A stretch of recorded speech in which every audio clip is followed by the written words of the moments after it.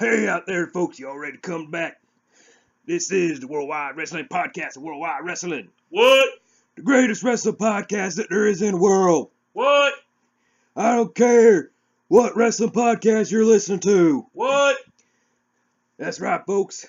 I don't care if you're What Culture Wrestling, What? Wrestling with Regret, What? Wrestle Talk. What? WWPWW is the place to be, and that's the bottom line, because Stone Cold said so. What?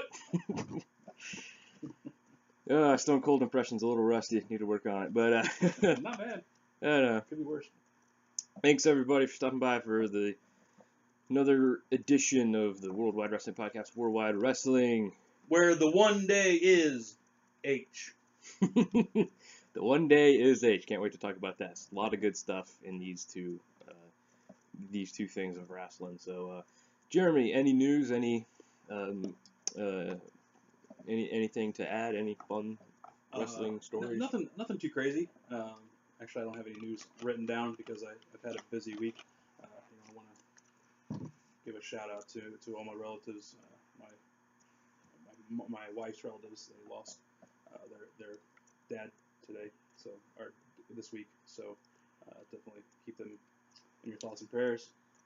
But yeah, as far as news, it seems like WWE is signing some really good talent.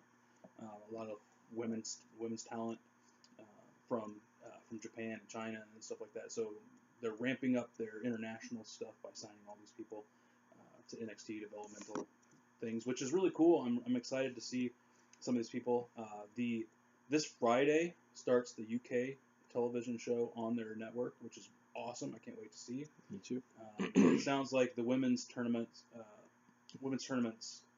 views or shows will be like a couple times a week whenever they get them done. So a lot of stuff to be excited about. A lot of stuff that WWE is coming into and enjoying. Another piece of news that I just came to my mind is Adam Cole is no longer with Ring of Honor, no longer in the Bullet Club. He was kicked out this past couple weeks.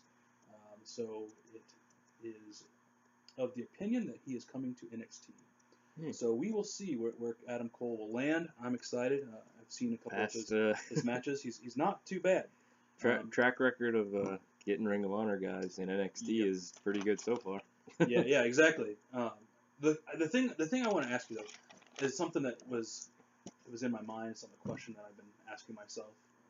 With this influx of talent into NXT and onto the main rosters, do you think that the WWE is too saturated with talent for anybody to get over, if you will, for anybody to actually showcase their talent and stuff? Because NXT, I mean, they've got so many main event guys there right now that I don't know how they're going to how to juggle them. I think with the 205 Live, they try to get the smaller guys on there to showcase them. I think that's great. The UK guys, they're getting in their own show. But man, they're just having so much talent come into NXT. What do you think? Do you think the NXT or the WWE roster overall is too saturated, or is going to become too saturated that guys are just gonna get lost in the shuffle? I could definitely see there being an argument for that. I personally, however, don't feel like that though. Yeah, it does kind of seem like an embarrassment of riches.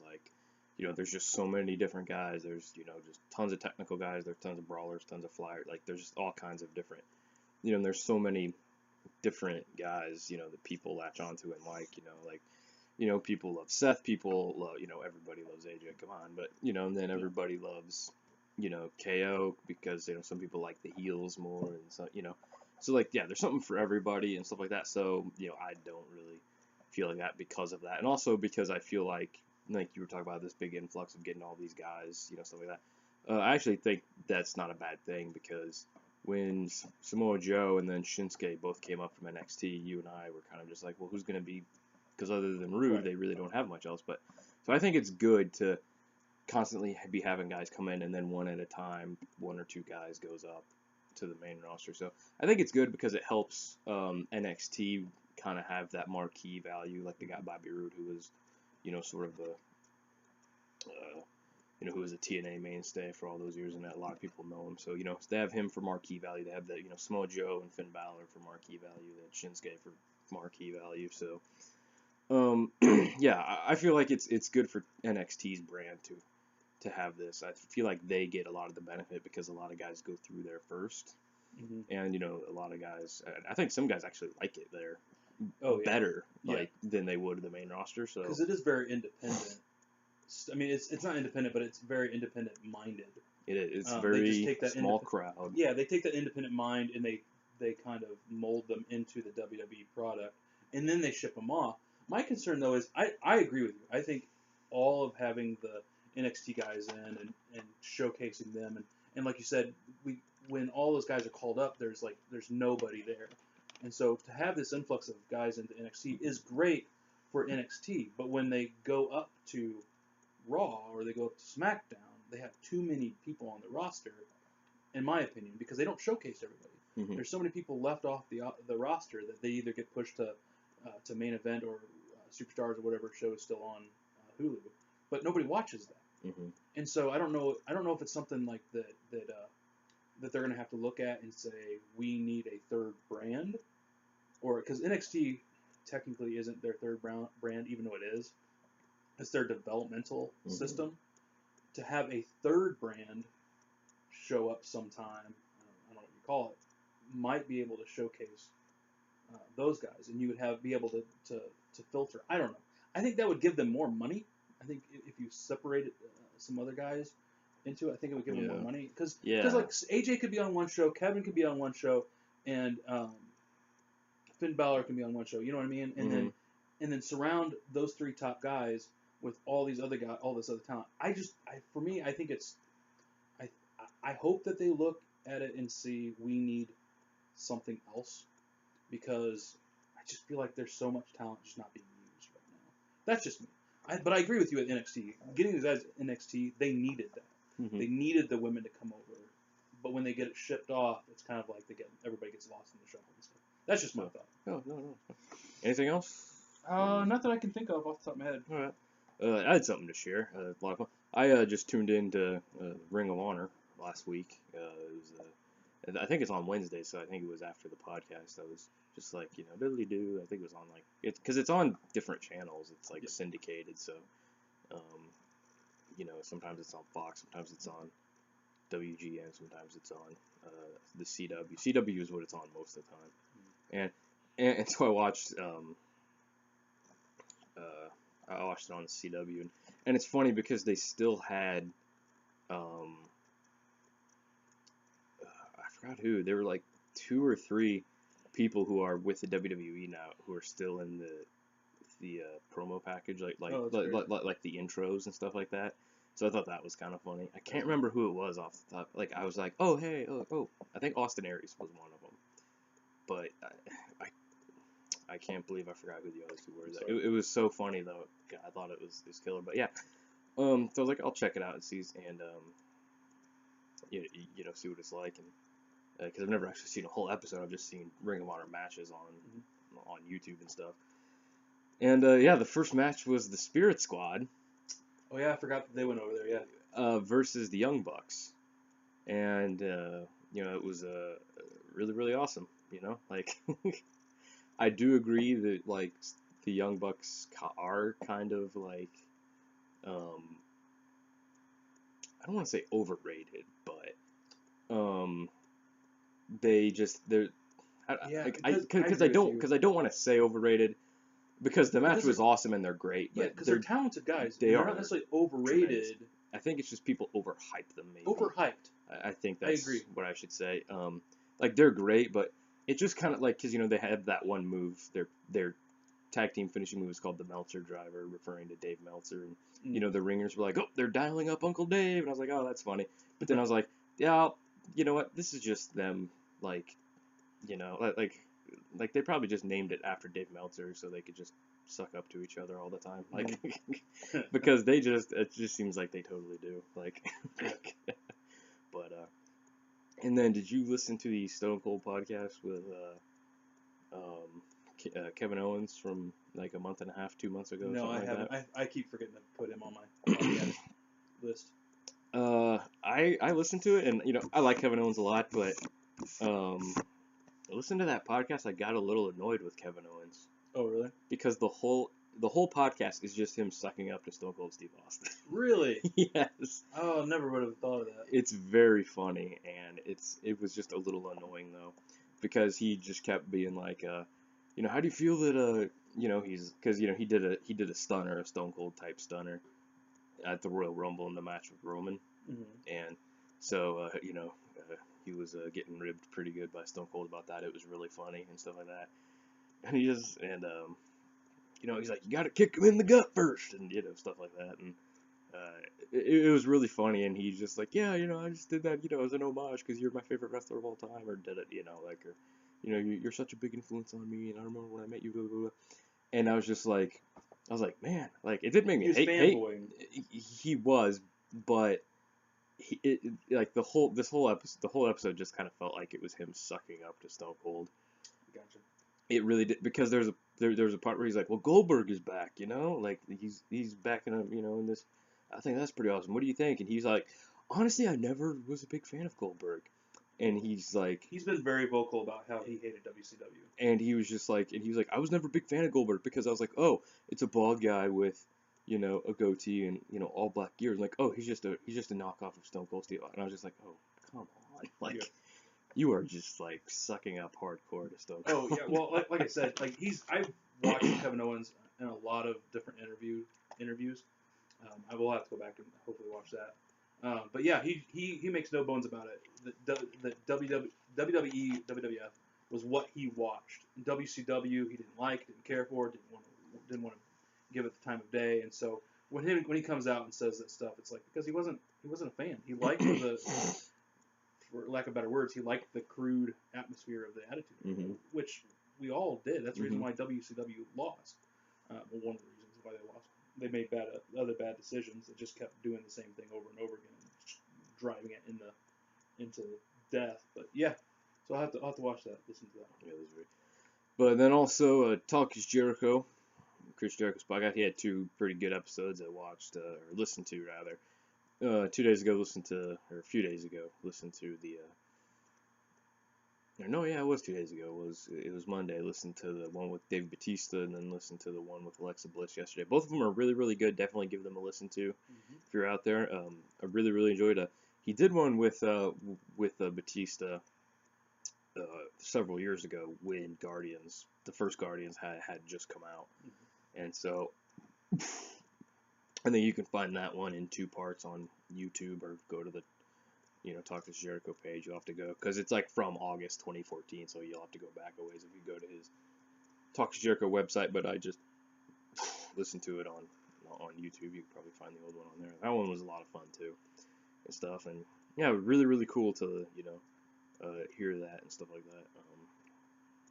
that. And I just saw that he just put a new episode up today. He has Jinder Mahal. I'll have to listen to that one. So I'm really interested to check that one out. I'm really, really interested to check that one out. So awesome. Well, I think that's it for that. So we can jump right into the nitty gritty. Let's get cracking with the knocking, as King Ross likes to say.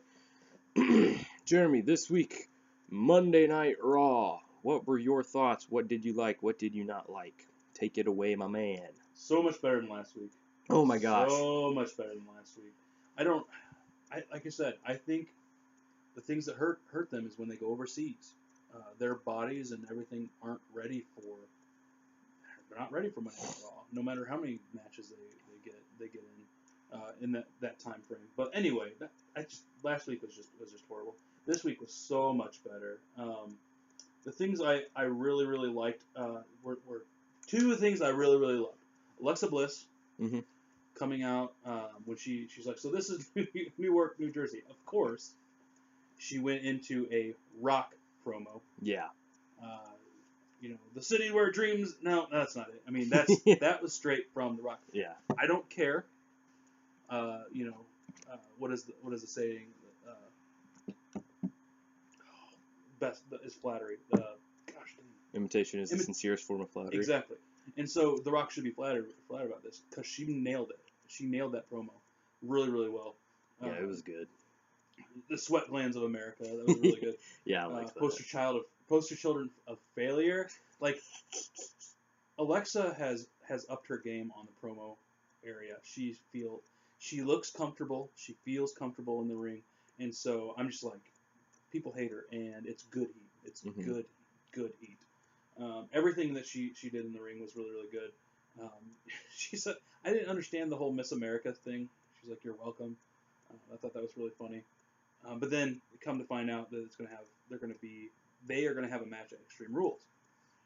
It's going to be a kendo stick on a pole match. I haven't seen a pole match. I don't think I've ever seen a pole match, but pole matches have been made fun of. So I look forward to this in a way. I don't know why we didn't just have an Extreme Rules women match. Like, it should. I don't know if it's because since Alexa's like 2 feet tall, that it's going to be hard for her to get the kendo stick from the pole, except it'll probably be easy. But we get an Extreme Rules match. Everything she said, extreme hopscotch or extreme sticking. Everything Alexa did was great. Kendo stick to Bayley's back or face, wherever she hit her, and then the ECW chant, which was really good. The second thing I really enjoyed, outside of actually the Finn Balor Roman Reigns match, was a selling clinic. Both of those guys, it wasn't oversell, it was perfect sell. Both of those guys, Roman sold his injury still, which I think is the best possible thing. And Finn sold everything that Roman did.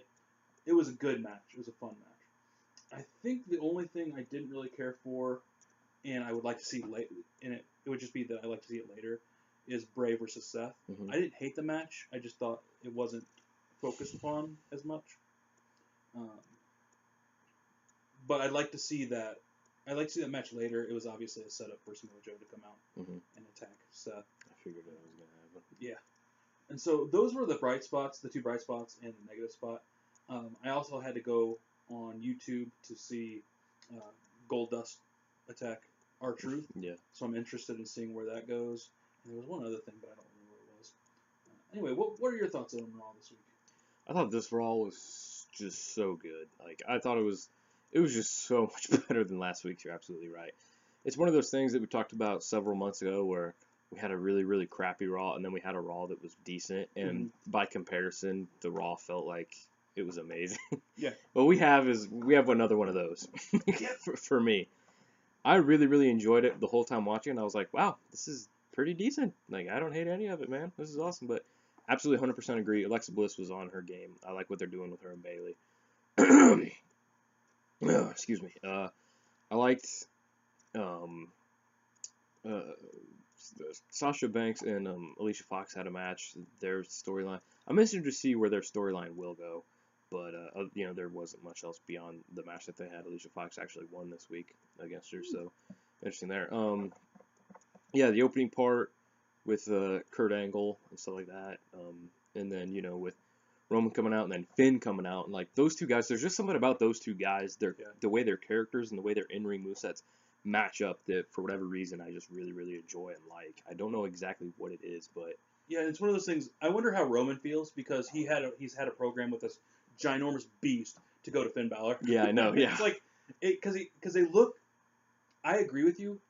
They look so odd in the ring when they're like standing next to each other, but when they're against each other, their movesets and everything, it's a great program.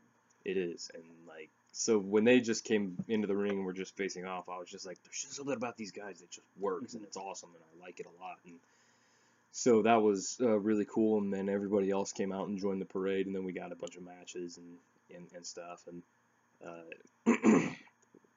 and I honestly hope that Samoa Joe wins at Extreme Rules because I want him and Brock Lesnar most of all. Oh, out of the 5, yeah. I was like, I want Samoa Joe versus Brock Lesnar most of all. Here's the problem with anybody winning this. Do you think Brock will lose the Universal Championship? Not yet. I don't think he will yet. I think this, and I don't think it's going to damage any of these guys in any way, but it's just dumb. The way they're setting up, basically, for Roman to be the face of WWE at next year's WrestleMania, and to Brock have it for the whole year. And yeah, they say it's not. He may not have it the whole year, but it's sad because one of these guys needs to win. Yeah, Yeah, it's a dicey situation. What's up? But so yeah, enjoyed all that, and yeah, my favorite thing from the whole night was the Roman Reigns versus Finn Balor match. They had one last last July, leading up to SummerSlam. You know, the night Finn Balor debuted, and you know, that match was good. This one was even better, and you know, that it was my favorite thing. It was really enjoyable. I loved it. It was one of my favorite matches from you know, that I've seen on TV, that I've seen lately. Like, I just really, really enjoyed it a lot. It was really good. Yeah, like, both these guys are great at selling, and they did a good job of, like, it's definitely one that I would go back and watch again. I really enjoyed it that much. Like, I really, really did. And it should be one of those matches that the NXT guys should watch, because it's a selling clinic. Everybody should watch this to learn how to sell.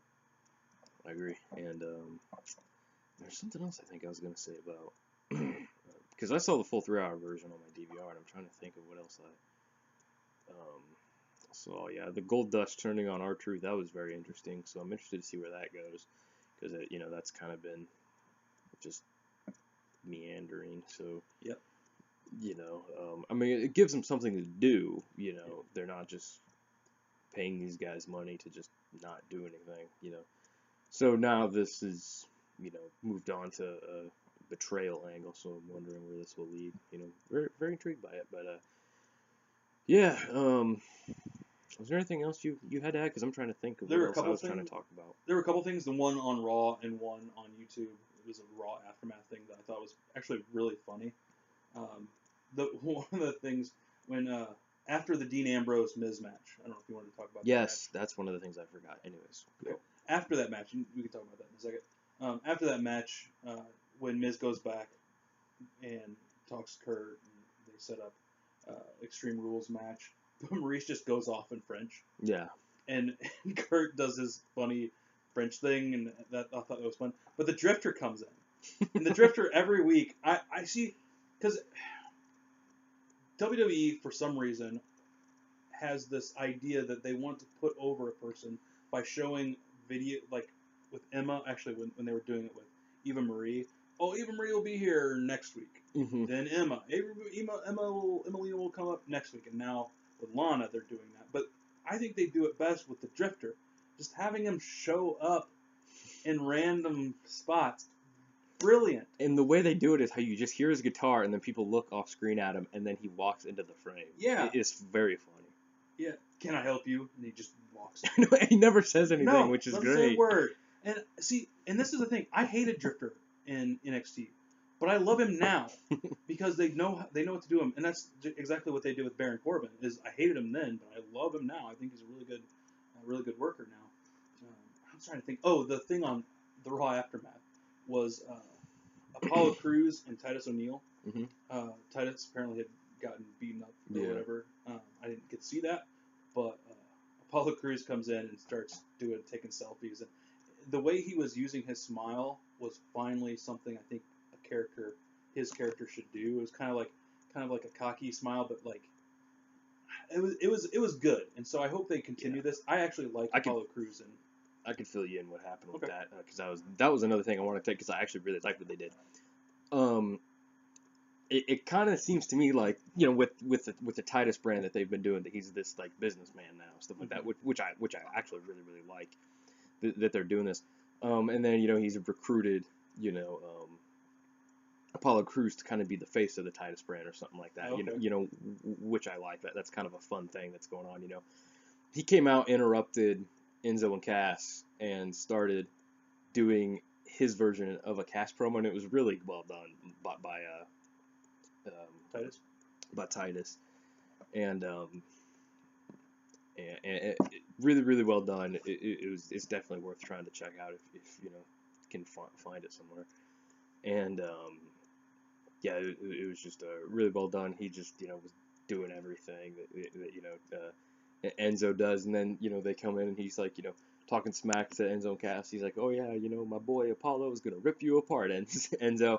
And Apollo's just sitting there like trying to tell him something. He's like, no, wait, Apollo. And he's just go. And then Big Cass was like, I don't know what you're thinking of, you know, Titus, but Apollo doesn't have a match with Enzo. you have a match with me. and Titus is like wearing his suit, he's not in his wrestling gear. And so he's like, well, I mean, I don't have my gear on and stuff. And then, like, they ring the bell, and then, he takes off his suit jacket. And then he's, like, going to hit him with the suit jacket, which is, like, completely silly. And That's funny. And then, they kind of brawl for a second, and then Cass just hits him with the big boot and then pins him and stuff. And then Enzo, when they're leaving, Enzo picks up Titus's phone. I think it was Titus's phone.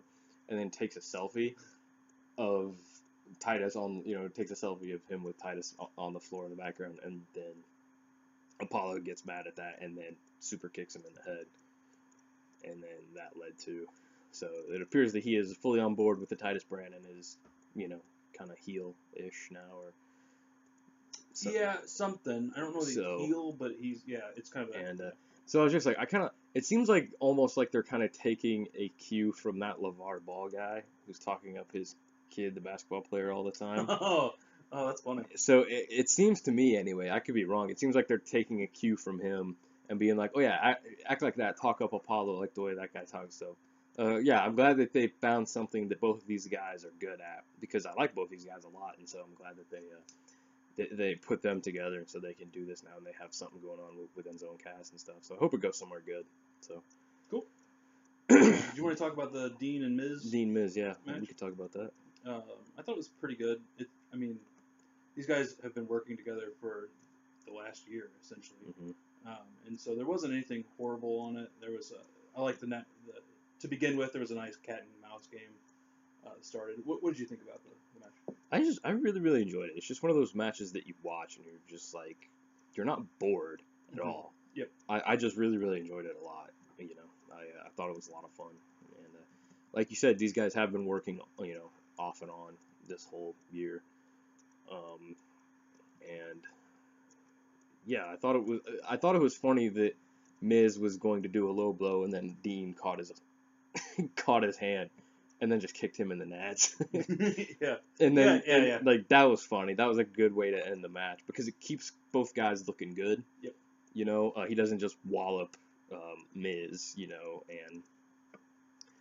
and so Miz, the best heel in the company, looks crappy, but they don't have Dean lose, because they want the Intercontinental Championship to mean something, and they want Dean to mean something. So yeah, I really enjoyed it, and I thought the way it ended was good, because it keeps both guys looking good. So I guess the only other thing that I want to ask you about this episode is, how do you think Raw is using Bray Wyatt well?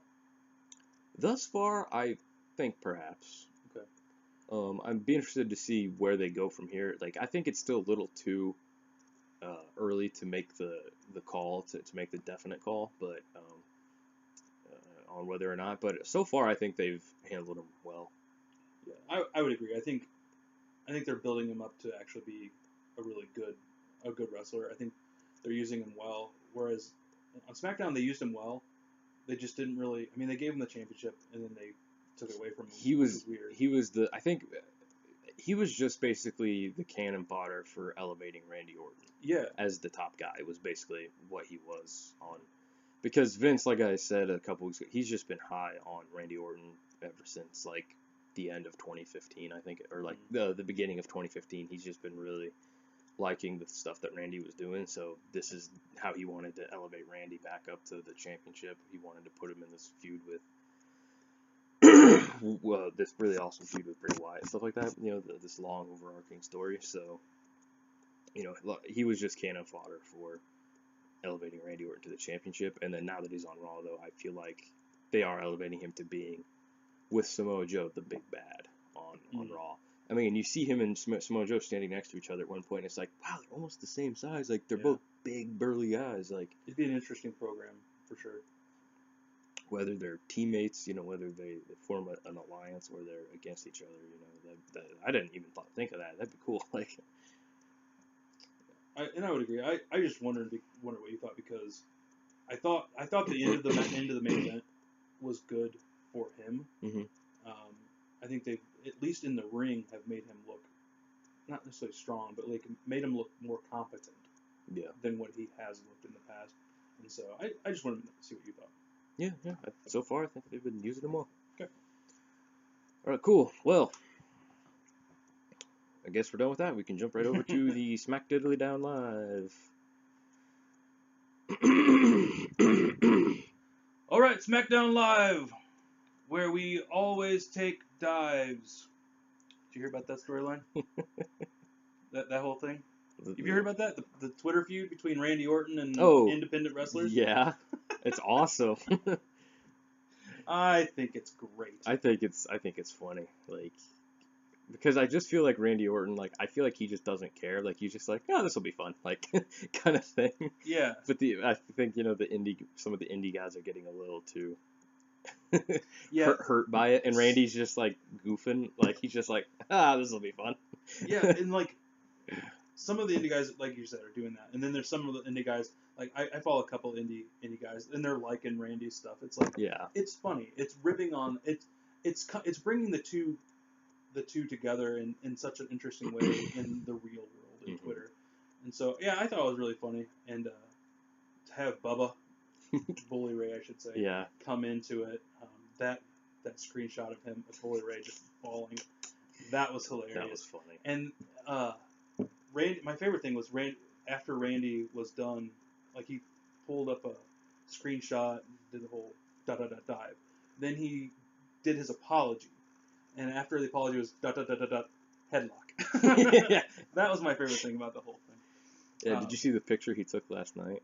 After SmackDown with the sign. Drew Gulak. Yeah, Drew Gulak. Yeah, and the sign, that was awesome. That was awesome. Oh, Randy Orton, you're becoming one of the funny ones. Moving on to SmackDown Live. Caleb, what were your thoughts about it? What worked? What didn't work? Once again, SmackDown was just good. Like just so good. Like SmackDown just continues to, if not hit the bullseye, come super close. They just did a great job. The KO highlight reel, I thought that was great. Yeah. And I love that he mocked Chris Jericho by saying again. Yep. Because like Chris Jericho, like on the Talk is Jericho, and in the things when he's making a point, he said, "You'll never be the same again." And I love that he mocked Chris Jericho by saying that and all that. Like that was great. And then I love where he's like, I'm gonna introduce him in French just because I can. These words, oh come on! And then AJ came out. That was great, and and then they had their back and forth, and then Jinder came out, and I'm just like, I was like, it's funny that they have Randy Orton and AJ Styles, two good old white American boys from the South taking on these foreigners. Yeah, I'm sure it's not intentional. I don't think it is. I don't think it's intentional, but it just kind of makes you stop and go, that's funny. Like, Randy Orton's from St. Louis, that's Missouri. They were a slave state, so technically that's the South. There's your history, everybody. I'm just, because I could see if you want to argue. Yeah, if you want to argue, there you go. Can't. I just want to argue. Yeah. Because I could see somebody just like, yeah, Randy Orton's from St. Louis. Yeah, AJ's from Georgia. Georgia is way more south. It's like, Missouri was part of the Confederacy, so it's technically the South. Shut up. So I just thought, it kind of hit me. I was like, because they're all in USA when AJ was talking that he was going to bring the U.S. title back to the good old U.S. of A. Mm-hmm. I liked that. I thought that was cool. I'm glad AJ's a face, back to being a baby face. And so yeah, just that whole beginning, and then Jinder came in and stuff like that, and we had the battle of the contenders, the number one contender for the U.S. and WWE title going at it. So I thought that was kind of neat this week, and so I can't wait to see KO and AJ. So I think that'll be a lot of fun at a Backlash. So yeah, the whole beginning part, I really enjoyed. I thought they all did a good job, and honestly, one of my favorite non wrestling match thing, I really enjoyed Randy's backstage thing with Renee. He's like, people, Jinder thinks people don't like him because he looks different or talks different, but he thinks people don't like him because of intolerance or prejudice, whatever. He's like, no, I hate him because he's a butthead. He didn't say butthead though. Yeah, and even that is kind of a throwback to the kind of the Attitude Era. Yeah. Era, even his era, beginning of his era, but anyway, era, anyway. Go ahead, sorry. Yeah, no, it's fine. And so yeah, that was good. Built some, heat, more heat between these guys, and And and it was short and concise. That was like, I keep saying that Randy Orton is just increasingly acting more and more like Clint Eastwood, and that was totally like a Clint Eastwood Western, tough guy line that he said, and so I kind of dug that, and so that was cool. We'll save the main event for last, but I'm gonna turn it over to you, and stuff like that, because I don't want to talk about everything. Like, I'll let you talk about some other stuff too. So, what did you? My only negative of the whole night was I felt like the cuts to commercials were in horrible places. Yeah. Especially the Jinder and AJ match, which was actually a relatively decent match. Yeah. I would like to see another match with them, pay-per-view or something where, you know what I mean? Like it's not horrible. It wasn't a horrible match. It was good. Yeah. And they changed the Cobra Clutch Slam to Koloss, which apparently is the Punjabi word for finish. I looked that up. Oh, cool. It's not. Oh, it's not? It's not for finish, at least on Google. Oh. Google says the finish is something, it's Makamala or something like that. So I don't know. I'll have to dig deeper. I really want to talk about the Fashion Files. Fashion Files are the best thing of the night. And so my worst thing of the night was just the cuts were in horrible places. Even coming in to Breezango and the Cologne's match was... They started the match before it was on air. Didn't like that. But the Fashion Files is just the best thing on SmackDown right now. Finally making fun of the Uso shirts. Yeah. I love that they had exhibits. Baron Corbin's three shirts, all wolves. Yeah. Exhibit U, day one is H. Yeah. What does it mean? I don't know. I don't know. And then Breeze gets lost in the Usos. Their hair is so well conditioned and stuff like that. We can't win, man. We can't win. Their hair is so good. Like, yeah, that was good. And then he's like, Prince Pretty, you're the prettiest of all princes. Oh my goodness. I know, that was so funny. And so I hope that they do have that their day one will be H. Yeah. I really do hope that. They're so entertaining. They're really good in the ring. Mm-hmm. I hope they win, but I doubt they will. Yeah, I hope they do too. But yeah, Fashion Files was amazing. They did a great job. It was so funny. I love that he was like, he came in dressed up as a janitor. He was undercover and stuff, and yep. He's just like, he's like, urinal cakes, stop it. You've been undercover too long, and he's like, I don't know if it's real anymore. I have been undercover too long, and just that whole thing. That was funny, and I love that in the back they had the mugshot of Vince McMahon on the bulletin board. You did? Yeah. You missed that? It was good. I don't know from what it was. I don't know if it was one that they photoshopped or it was one that they did for part of a storyline in the past, but yeah, it was. They had a mugshot of Vince McMahon on the bulletin board behind him. And I don't know if they had a post-it next to it that said something or not, but yeah, Fashion Files was amazing, so fun, and I love that they both do they don't actually have the Law and Order dong dong like they do it. Yeah. Breezango, they're actually like dong dong. Yeah, it was fantastic. It was great. The other thing I really liked, I actually enjoyed this week, is a lot better than last week's, was the women's stuff. Yeah. I liked the signing. I liked James Ellsworth. I liked Carmella having the retro 1998 WCW Chris Jericho hair. Oh yeah, she did. So yeah, I really liked. I liked James Ellsworth on the mic. He did mess up. I think he messed up once, but I don't remember what he said. That I was like, I think that was a mess up. Let's see. Grabs mic. Oh yeah, this kid could take it. Oh, when he said, I think he meant to say Vince's theme music, because he said Shane O'Mac's father's music or something like that. There's no chance in hell and stuff like that. I thought he did really, really well on the mic, and the match was pretty good too. It wasn't as bad as it could have been. Yeah, I enjoyed it. Everything was better this week. It really clicked this week. Yeah. You're absolutely right. It really, really did. I don't know what it is, but yeah, it just seemed more focused and it just really clicked. You're absolutely right. Yeah. And I even like Dolph's thing in the back.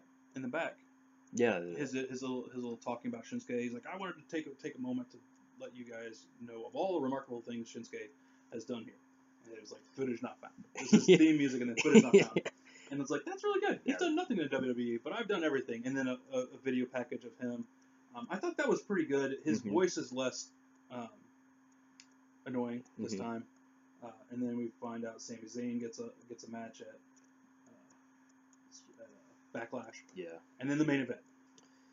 What were your thoughts about the main event? I really, really liked it a lot. I really, really liked it. Yeah, I don't know what you thought about it or not, but I really, really enjoyed it. It seemed like these guys wanted to, you know, like it did have Randy's high spots, but you know he always has his high spots that he does. Like a lot of wrestlers have high spots that they do sometimes.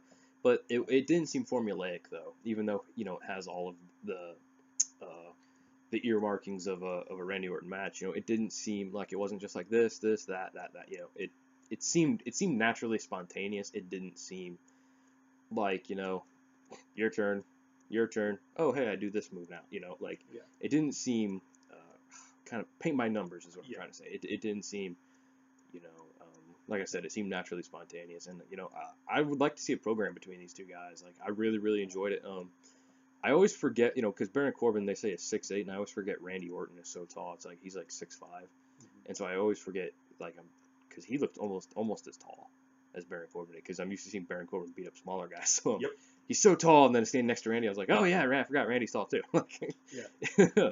But yeah, I really, really enjoyed it. I thought they put on a heck of a match for just a TV match that is not really a storyline match, but I wouldn't say it's really a storyline match, but just a TV match for for that sake.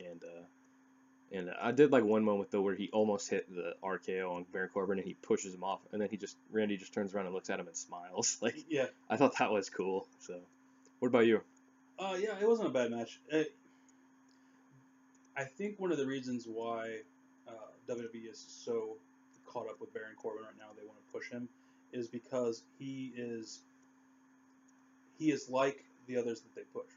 He is so much like Randy Orton, and not to a T. Yeah. But he's got a similar style. They're more brawler like Randy Orton is, like Roman Reigns is, even though Roman is way more than a brawler.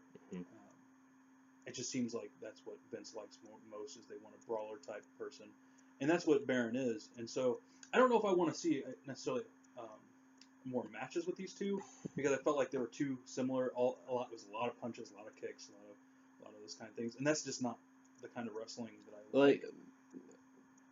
I would like to see something crazy like an Extreme Rules or tables match, something like that. Not just like a standard regular, but yeah. Oh, I agree with that then. If it was an Extreme Rules or a cage match or something, I would agree with that then.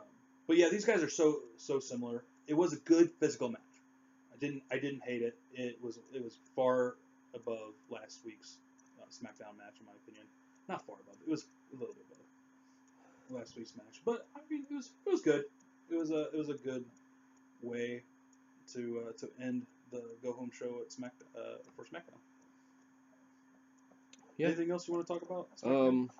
No, I don't think so. Yeah, I thought it was a pretty decent go home show. Too. It gets me excited for the pay-per-view this weekend. I can't wait to see it. It's probably going to be one I'm just going to end up watching live again. So yeah, because all the TV shows are ending, this week and next week, so I'm not going to have much to watch. I got to get caught up on Supernatural and Flash and Blacklist so I can watch the finales. But there's a plug for those shows. Give me my money, CW. Well, and thank you, CW, for making a deal with Netflix, just to plug both of those, that a week later or whatever it is, we get those shows on Netflix. So I do appreciate that. That's pretty awesome. Yeah, it's a really good deal. So thank you, Netflix and CW, for coming together and actually doing that. Because there are several shows on CW that I would like to watch just all the way through. Yeah, that's awesome, dude. Cool. But yeah, they had Jinder and the former Bollywood boys, Singh brothers. The Singh brothers come out, and and I just completely forgot until like last night when I was watching. Singh was the villain Khan from Star Trek. That was his last name. Oh. So Yeah, I completely forgot about that. Because he was supposed to be from India. Like, Oh, even, okay. even though he was played by Ricardo Montalban, who's Hispanic, but they had him wear a black wig and they had him get a darker spray tan so he would look more Indian. But anyway, it was the 60s, different time. Anyways. So yeah, they add more fuel to that fire and stuff like that. This feud is actually not bad between him and Jinder. Like, Yeah. considering that it is a sort of publicity, that it's sort of a publicity thing. It's sort of a attention thing. It's a business decision. It's a business decision. So that's a good way of saying it because I don't want to make it sound like it's. I mean, and it wasn't a bad business decision. I think Jinder has rose above and has delivered what they wanted and needed. Yeah. So good job, Jinder. I hope you stay in the. To be honest, I hope you win the title. I think that would be awesome. That would be crazy if he did. That would be absolutely nuts. And then a quick turn.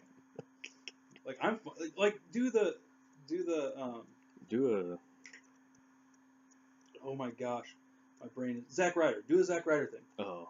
Have him win it. Turn around. the next night he loses it to Randy again. Loses it to Randy. I'm fine with that. That'd be very interesting. Yeah, because like they did something like that in the Attitude Era, with Stone Cold and Kane, where at this big pay-per-view Kane won the title, but then the next night on Raw Stone Cold won it back. And yeah, same kind of thing. So okay, well, that was the weekly recaps, folks. Overall, really good. I thought both shows were really, really good. And Raw, I mean, the cool thing is, one of the cool things about both shows is they both sold their upcoming pay-per-views. Yeah. Like I'm really, really looking forward to Extreme Rules. Me too. Last year's was good. Last year's was pretty good, yeah. But this setup for every match I want to see, and so they did a really good job. And then with Backlash, they kind of had the intermingling of the matches there, which will be good. I don't know if I'm looking forward to Backlash as much as Extreme Rules now, which I think is kind of a sad thing. I think they could have waited. Maybe they couldn't wait a week because that's in 3 weeks. Is it 3 weeks for Extreme Rules? I think it'll be. Or 2 after this week. I think it'll be 2 weeks from this Sunday. Okay. I think that's what it is because they're saying it's 3 weeks away, but that's 3 weeks away from Monday night. Gotcha. So I think it's 2 weeks from this Sunday. Okay. So I mean, it is a quick turnaround, and so I guess they do have to do that. But I wonder if they've kind of overshadowed Backlash. Yeah. So we'll find out. Yeah. Looking forward to Backlash, but yeah, Extreme Rules are shaping up to be really awesome. Yeah. I think that will truly be the big kickoff because it's the first week of June, obviously. Yep. I think that will be the big kickoff for the summer. Mm-hmm. I think Extreme Rules. So, well, that was our thoughts on the weekly recaps, folks. All right, but now we move on to the big pay-per-view, WWE Backlash. It's funny because last year Backlash was in September and now it's in May, so I think that's kind of funny that they're just switching around constantly. Yeah. I mean, we had Roadblock twice in 2016. I didn't realize that. Yeah, it was March 2016 was the first Roadblock, and then we had Roadblock End of the Line. Oh my. in December, I think. Yeah, it was later. I can't remember if that was November. No, it was December. Yeah, it was December. So, yeah, we had 2 Roadblocks in 2016. Craziness. So, all right. Let's have 2 Great Balls of Fire in 2017. Yeah, let's do that. Let's go out on December Great Balls of Fire. You know how Dean on Raw was talking? He's like, "Oh, I got a great idea for the name of our pay-per-view." I think they're gonna put that in. I think that's how they're gonna get the name. Great Balls of Fire. I think Dean, when he was talking on the phone with Kurt Angle, was like, "Oh, I got a great idea, for the name of our next pay-per-view." Yeah, the one after Extreme Rules. Yeah, like I think he's gonna be like, "Well, when I was the acting, commissioner, I named our." That would be awesome. I named a pay-per-view and Great Balls of Fire. And they give Dean all the like. Wow, that was a pretty good Dean Ambrose. Yeah, well, it was, and then everybody will love it because everybody loves Dean. Exactly. So I think, Dean did it. So that's probably how they'll get it over. That he'll be like, "Welcome everybody to Great Balls of Fire." Yeah, I called Kurt Angle, and he thought it was a good idea. So. So yeah, I think that'd be funny. But now, let's stick to the present, shall we? That's also the motto for Germany. Stick to the present. Let's stick to the present, shall we? Oh, you. Oh, I thought you were serious for a second. that's a funny joke. No, of course not. Maybe serious. All right, so the pre-show match, we have Ty Dillinger versus Aiden English. Jeremy, who wins and why? Ty. 10. Exactly. Yep, he wins. That's the reason why. Both Ty and because of 10. All right, cool. All right, on the main show, we have the Usos versus Breezango. Caleb, who do you have and why? I honestly think it'll be Breezango. That's what I think. They've been getting really, really over with the Fashion Files thing, and people really seem to be enjoying them, and they like. I know some people hate it. They're just like, oh, I hate it when the audience is chant, "You deserve it, you deserve it." But these guys do. They've they've just been jobbers for so long, and they finally found something, with the Fashion Police that works and that people like, and then they did the Fashion Files, and so I think WWE will give them the titles. Who knows for how long, but I think that's what's going to happen. I think the WWE will, I think WWE owes them one, and I think that they'll pay up. So yeah, that's actually a good point that they do owe Breezango several. I mean, both of these guys are really good wrestlers. They're really good actors. The crowd loves them. The crowd loves Fandango because they come out and when the music hits, they do the pointing thing. Anyway, with that being said, I think to give credence to the tag team titles, they're going to have to keep them on the Usos. I don't want that to happen. I want Breezango to win, even if it's a quick turnaround. Again, whether it be the next pay-per-view or a couple weeks from now. But I think they're going to put him on the Usos. I have that feeling. okay. And I'm always wrong on these, so I hope I am this time. All right, so now we have Kevin Owens, the United States champion, the United States of America champion. Yep. Kevin Owens, the face of America, and AJ Styles. Jeremy, who wins and why? Kevin Owens, because that's his gimmick. That's just my thought. I think they're saving AJ for something big. I think this is just a carryover / placeholder feud for AJ. I don't know where Kevin's going to go after this, but that's just what I think. I think also the rumors that Shinsuke is going to be pushed into the U.S. title match, U.S. title picture too. So I hope they don't do Shinsuke AJ too early. Yeah. I want to see that next WrestleMania personally. Yeah. But anyway, who do you think is going to win? Yeah, I think it'll be Kevin also. I think they want him to be champion for a while. I would actually love to see AJ Styles with the U.S. Championship sometime. Get some more, notches under his belt. Good old, expand that WWE resume and stuff like that. And I feel like if he had the championship, if he had the U.S. Championship, I feel like people would be like, AJ Styles is the U.S. champion. All right, cool. Like I feel like he would kind of like when John Cena had it 2 years ago. I feel like it would add some more kind of marquee. I know I've said marquee value a lot in this episode, but I feel like it would do that.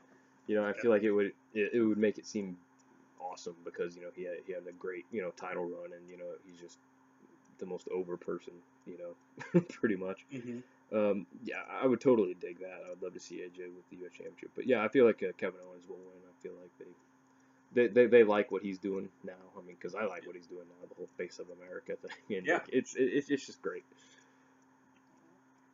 Next match we have coming up is Naomi, Charlotte, and Becky versus the Welcoming Committee of Carmella, Natalia, and Tamina. Who do you have winning and why? I think the Welcoming Committee will win. Because Charlotte was saying to Naomi, I'm coming for that title, da da da. So I think maybe there will be some infighting, perhaps, with them or something like that. I don't know. Like something will happen. They won't be on the same page in the match, and that they'll lose. But yeah, I think that the Welcoming Committee. I think this is great what they're doing with these three gals, and I really like it. It works. So I think that they should have them win, kind of build up their credibility as a big a big time heel team. So yeah, you know what they should do? They should have like like a stable Mm. of 6 people, dudes or gals, doesn't matter, but and have of 6 people and call it heel team 6, like have them be bad guys That's awesome. and call them heel team 6. Like I just thought of that last week. I was like, That's awesome. heel team 6, like that needs to be a thing. I don't know if that's a thing on the indies or something like that. Like, but I was like, heel team 6. That's an awesome idea. Like, That is a great idea. are you googling it? Yep. Heel teams. Trademarked, It is. apparently. I bet. It's League of Legends. It looks like. Really? Yeah, Heel Team 6 is a League of Legends. Looks to be. Anyway, that's sad. So it is trademarked. The internet's going slow, so I can't really find it right now. But it is a thing. Well, it's So- different, so it's not the same thing. Yeah. Oh, it is different. It's never mind. Let's just move on. Okay. Because like I said, internet for some reason is being slow. Okay. Any more about that match? Do you want to say? You think No. the welcoming committee is going to win? Yes. So, what do you think? At first, before we started, I thought Naomi, Charlotte, and Becky was going to win. But as you're talking, as I'm sitting here thinking about it, I think the welcoming committee will win. But I think it'll be used as a catalyst to continue Charlotte's being heel. I don't think they want her to be a face. I think glancing at a face Charlotte is fine. Mm-hmm. I think she's just a better heel. Yeah. And so that's what I think is going to happen. I think welcoming committee will win, which will continue Charlotte's heel turn unless they cause Becky Lynch to go heel, which will be interesting. That would be interesting. Anyway, that's my prediction. Cool. The welcoming committee wins. All right, Shinsuke Nakamura versus Dolph Ziggler, as JBL says, because for some reason he can't say the letter L. That's right. Who wins, Jeremy? Sorry. Let me think about this for a second. Shinsuke. Yeah, Shinsuke. They want Shinsuke to be a beast in the SmackDown Live. So Shinsuke wins. If he doesn't, I don't understand why not. Yeah, I agree 100%. Yeah, I think it'll be Shinsuke Nakamura beating Dolph Ziggler, and I don't know if this will continue, if the feud will continue after this, if they'll try to go on to one more pay-per-view or continue it just for a couple more weeks on TV or what. But yeah, Shinsuke wins. Like, first pay-per-view on main roster, have him lose. That'd be ridiculous. Yeah, because they did that with NXT. He won against Sami Zayn, and so I think they're going to do the same thing, unless they figure they'll have Dolph win this one and then Shinsuke win the next one. But I hope not. Yeah. All right, I agree. Shinsuke. All right, Sami Zayn versus Baron Corbin. Who do you have and why? I have Baron Corbin. I feel like they just want him to continue to be beast, to be a beast. So, I love Sammy. I feel like his time will come sometime where he'll have a good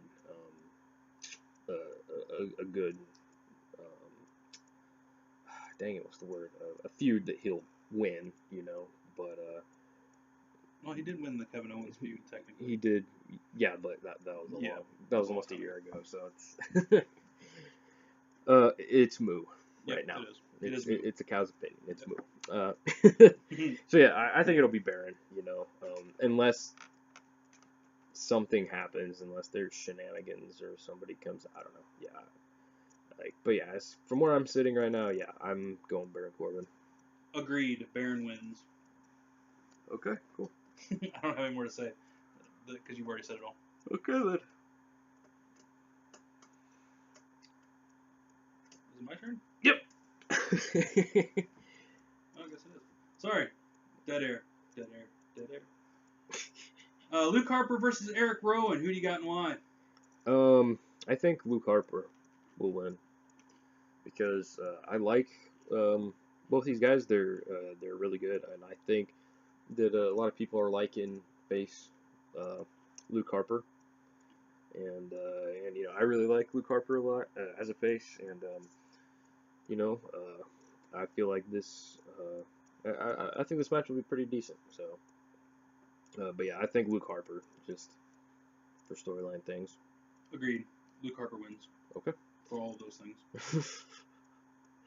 I need to quit talking so much, so because you're not saying like. No, I mean, there's nothing else. I hope they don't sour on Luke, because I think you're right. I think the crowd loves Luke, and I think Eric. I think people like Eric. I really want to see these guys tag up, personally. But yeah. if I can't have that, then I think Luke Harper wins, and they need to push him. Maybe not necessarily to. I think he would be a fun U.S. title holder for a little bit. Anyway, that's me. That'd be interesting. So now we go on to the main event. We have the #1 contender for the WWE Championship, Jinder Mahal, with the Singh brothers in his corner. And then in the other corner, we have the 13-time world champion, the Viper, Randy Orton, who is the WWE champion. Jeremy, who wins and why? Randy wins because this is just it's a business decision. I think Jinder did a great job in this. I think the Singh brothers helped him out really well. I would like to see a Jinder reign for a little bit, whether it be a month or so. It doesn't really matter. I would like to see that because I think it would be fun. It would be a fun time. And Jinder and Randy can feud for a little bit. I think that would be okay. But I think Randy wins. What about you? Yeah, I think Randy wins too. Considering this is just a business decision, I feel like this feud has actually been pretty decent. Yep. And like you just said, Jinder has done a great job with this, and him and the Singh brothers have kind of created a good, stable thing going on. So, really enjoy that. Pardon me. Ugh. Let's hope Backlash isn't a yawner. I know. Rim shot. Yeah, I just feel like, I feel like they just really want Randy to continue to be dominant, and I don't know where they're gonna go next with him. I don't know if they're gonna have Kane come back and feud with him. I don't know if they're after these two feuds are done, they're gonna have him and AJ Styles, or do a champion versus champion feud with him and KO, or they're gonna have Shinsuke just come up immediately and go after him, or they're gonna do a Corbin feud or whatever. Like, I don't know what they're gonna do, but I just hope it's good, because considering this was just a business decision type feud, it was a really good feud. So I just hope that whatever they do next is pretty good. So. Yeah, well, I just turned over to the list of WWE pay-per-views, and they apparently have, or at least, I don't know if it's leaked or what, but the main event for Money in the Bank is Rusev versus Jinder Mahal. So it looks like Jinder isn't going to win. Interesting. Yeah, and so we will see what happens. I did not know. I have not heard that. I hadn't heard that. I knew. I think we kind of felt like Rusev was going to get something, and Money in the Bank makes sense for him to get, instead of being like, hey, here you go, Rusev, here's your title shot, to give him this Money in the Bank shot. I think he wins it, and I think he'll go on to face Randy Orton. I would love to see Rusev as WWE champion for a little bit. That'd be really cool. But I don't know. I mean, the only thing that's been leaked is the whole Brock Lesnar thing. I don't know what their plans are for the WWE title. I haven't heard anything. It just seems like it's kind of a fluid title right now. Yeah. Holy cow. What? I don't know if this is leaked either, but Wikipedia has for their October 31st pay-per-view, which is going to be called Unforgiven, Shinsuke versus Jinder. Huh. Interesting. What is going on, WWE? Who is leaking these things? Or if somebody's just, somebody's trolling. Could be trolling. But that's 3 pay-per-views that Jinder Mahal is main eventing. That's crazy. 2017, we get to see Jinder Mahal at least main event 3 pay-per-views. And so it looks like we got, and that's our predictions for the WWE Backlash pay-per-view. Like I said before, I am horrible at these things. I'm always wrong a lot of the time. But anyway, after Backlash, we get Extreme Rules, and that's a Raw pay-per-view. We get Money in the Bank, which is the SmackDown pay-per-view. We get Great Balls of Fire. Shake my head every time. Mm-hmm. That is a Raw pay-per-view. We get Battleground, going back to Philly. That is a SmackDown pay-per-view. Then we have SummerSlam August 20th. No Mercy is a Raw pay-per-view on the 24th of September. October 31st is Unforgiven. That's in Anaheim. And November 19th, the Survivor Series back in Texas. Houston, that is. And so, those are the pay-per-views we have so far. And Cool. we look forward to every one of them. I'm really looking forward to Extreme Rules. Bring that on. Yeah, for sure, man. I think that'll be pretty awesome. Yep. All right. Anything else you want to talk about, Caleb? No, I don't think so. I think we can bring this in for a landing. I